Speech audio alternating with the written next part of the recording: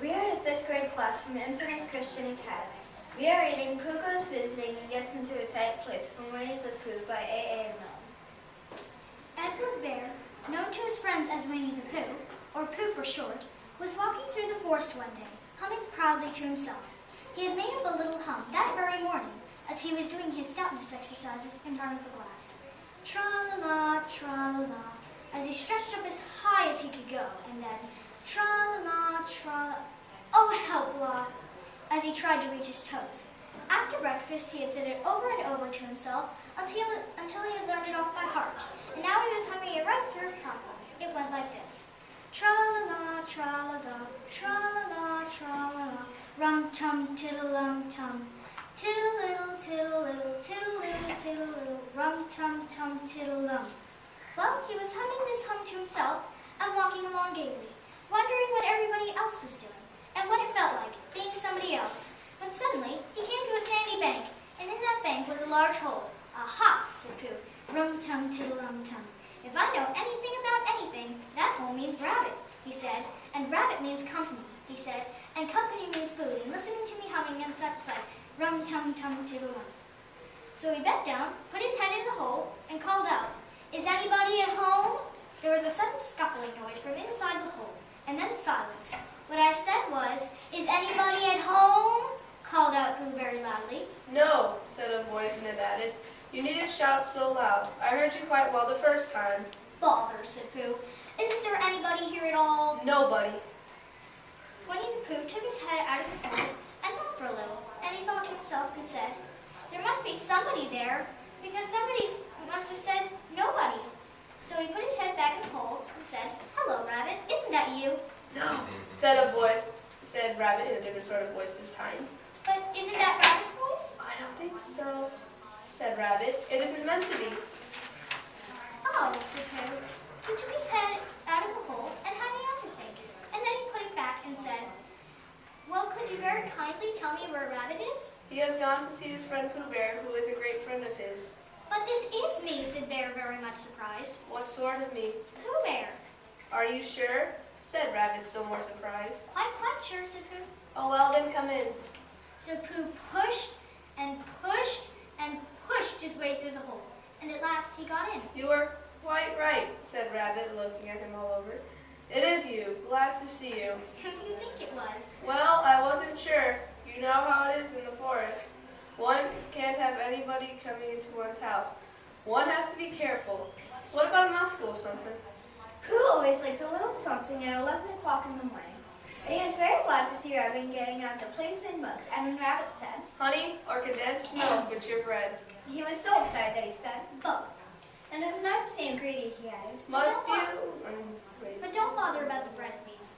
And for a long time after that, he said nothing, until at last, humming to himself in a rather sticky voice, he got up, shook Rabbit lovingly by the paw, and said he must be gone. "Must you?" said Rabbit politely.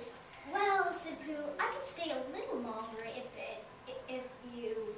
And he tried very hard to look in the direction of the larder. "As a matter of fact," said Rabbit, "I was going out myself directly." "Oh, well then, I'll be going on. Goodbye." "Well, goodbye, if you're sure you won't have any more." "Is there any more?" asked Pooh quickly. Rabbit took the covers off the dishes and said no, there wasn't. "I thought not," said Pooh, nodding to himself. "Well, goodbye. I must be going on." So he started to climb out of the hole. He pulled with his front paws and pushed with his back paws, and in a little while his nose was out in the open again, and then his ears, and then his front paws, and then his shoulders, and then... "Oh, help," said Pooh. "I'd better go back." "Oh, bother," said Pooh. "I shall have to go on." "I can't do either," said Pooh. "Oh, help and bother." Now by this time, Rabbit wanted to go for a walk too, and finding the front door full, he went out by the back door and came round to Pooh and looked at him. "Hollow, are you stuck?" he asked. "No," said Pooh carelessly. "Just resting and thinking and humming to myself." "Here, give us a paw." Pooh had stretched out a paw, and Rabbit pulled and pulled and pulled. "Ow!" cried Pooh. "You're hurting." "The fact is," said Rabbit, "you're stuck." "It all comes," said Pooh crossly, "of not having front doors big enough." "It all comes Said Rabbit sternly. of eating too much. I thought at the time. Said Rabbit. Only I didn't like to say anything." Said Rabbit. Someone wasn't eating too much, said Rabbit. and I knew it wasn't me. He said, Well, well, I shall go and fetch Christopher Robin. Christopher Robin lived at the other end of the forest, and when he came back with Rabbit and saw the front half of Pooh, he said, "Silly old bear," in such a loving voice that everybody felt quite hopeful again. I was just beginning to think, said Bear, sniffing slightly, that Rabbit might never be able to use his front door again, and I should hate that, he said. So should I, said Rabbit. "Use his front door again," said Christopher Robin. "Of course he'll use his front door again. Good, said Rabbit. If we can't pull you out, Pooh, we might push you back." Rabbit scratched his whiskers thoughtfully and pointed out that once Pooh was back, he was back. And of course, nobody was more glad to see Pooh than he was. Still, there it was. Some lived in trees and some lived underground, and... You mean I never get out, said Pooh. I mean, said Rabbit, that having got so far, it seems a pity to waste it. Christopher Robin nodded. "Then there's only one thing to be done," he said. "We shall have to wait for you to get thin again."